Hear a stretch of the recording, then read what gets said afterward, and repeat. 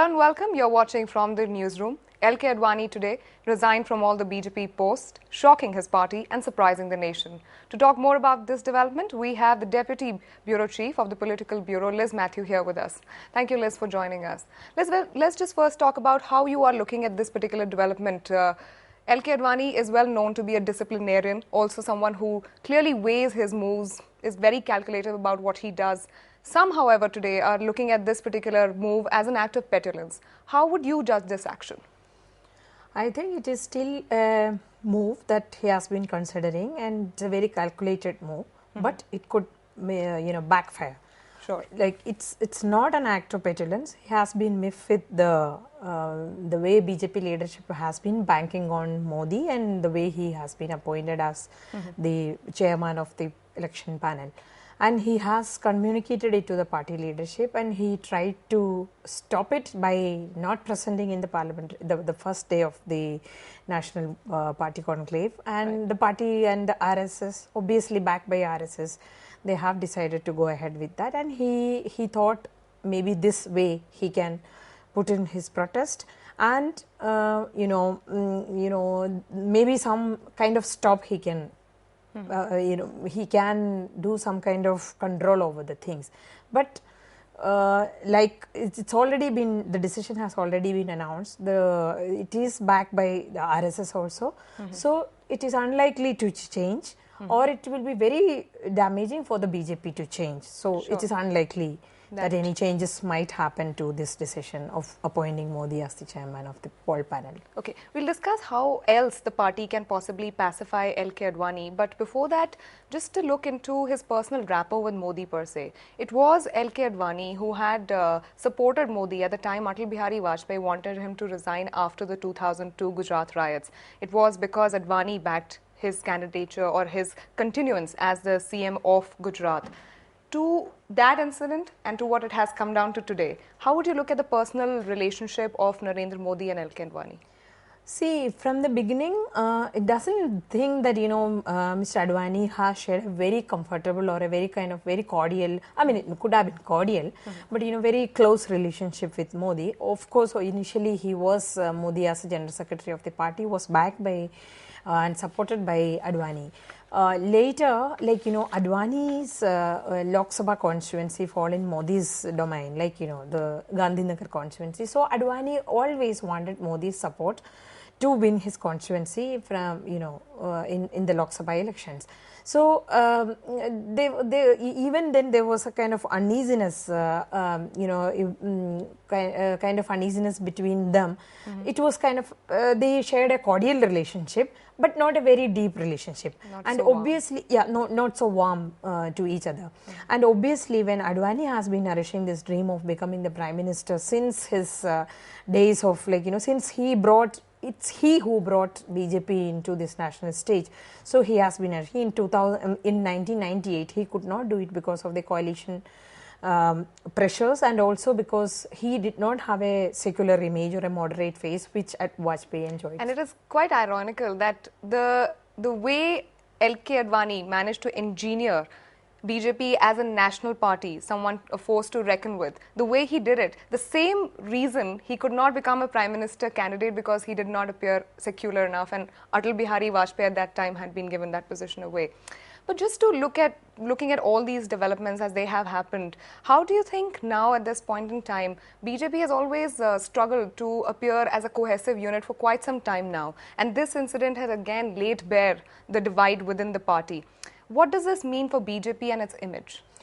See, for BJP, like you said, I mean, even when BJP was in power in 1998 till 2004, this image of one moderate leader and with moderate some who supports him, that was one side. And Mr. Advani used to be like that hawkish leader, and which actually helped, like you said, the BJP to come to power, and which actually stopped him also from taking over as the top, of the Prime Minister of the country. So that divide has always been there. At that time, RSS used to back Advani, and Vajpayee's moderate face used to be backed by the allies. That was a very convenient adjustment for the BJP as a party in power at the, and especially as a leading coalition partner. Now that for BJP it is like, it looks like if the decision has been accepted, or like if the decision, Advani is persisting on his decision, what will happen is like, it's just that time of Advani, the era of Advani will be fading, and it will be that so-called modification of the party will be complete. Modification of the party will be complete now, because obviously the other leaders in so-called Advani camp will have to fall in line, because if Modi has taken over, knowing Modi's style of functioning, he doesn't need any opposition. He doesn't want, or he doesn't stand any opposition in the party.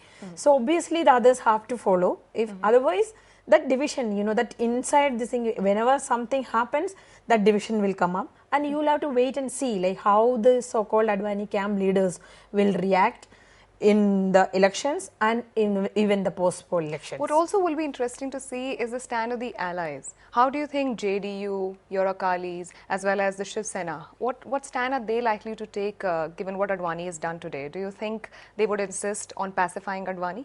Of course, JDU has already said it will be very difficult for us to go as NDA to poll without Advani. See, this is again interesting. That time Advani was the, in 1998, Advani was the person, the hawkish leader. Now there is another leader who, and Advani has all of a sudden became secular person, or like more acceptable to the allies. And Advani's efforts, like in what he did in Pakistan and his comments on Jinnah, to recast himself as a moderate leader, is now showing result. And the fact that Advani did not resign as the NDA person, NDA chairman, is like, he has left that window open. Like, maybe he can, if the allies consider, he can become the prime minister, like, or if BJP comes to power, if BJP becomes a party with 150 or 170 seats in the Lok Sabha election, that time, Modi will be finding it very difficult to, pacify all the allies, or like get all the allies around him. In that scenario, Advani's this window will become a door. That is, I think that's what Advani is hoping. And that might happen also, because seeing the kind of reaction, Shiv Sena has also reacted. Advani is the Bhishmacharya of NDA. We can't think of an NDA without Advani. JDU has reacted the same. So considering all these things, it looks like Advani's that effort to reshape, or like image of project himself as a secular leader might yield result. Right. Now let's also talk about the party patriarch's legacy. This is an important development today. The other key landmarks or the key things of his career, so to say, have been, of course, the Rath Yatra. Then that was the event that made him. Then we talk about the Jinnah incident, the event that unmade him. He had to resign as the party president then. And what has happened today? Where do you think today's incident will figure in his legacy? See, that will be very difficult in the sense, nobody can deny the fact that it was Advani who brought BJP into national stage to power also, which Advani's Yatra has actually polarized the nation on the religious lines, which had helped the BJP to come to 178 seats. That you cannot deny. But then later Advani has fell off with the sunk and fell off with the party hardliners when he tried to project himself as a more moderate leader or a secular leader.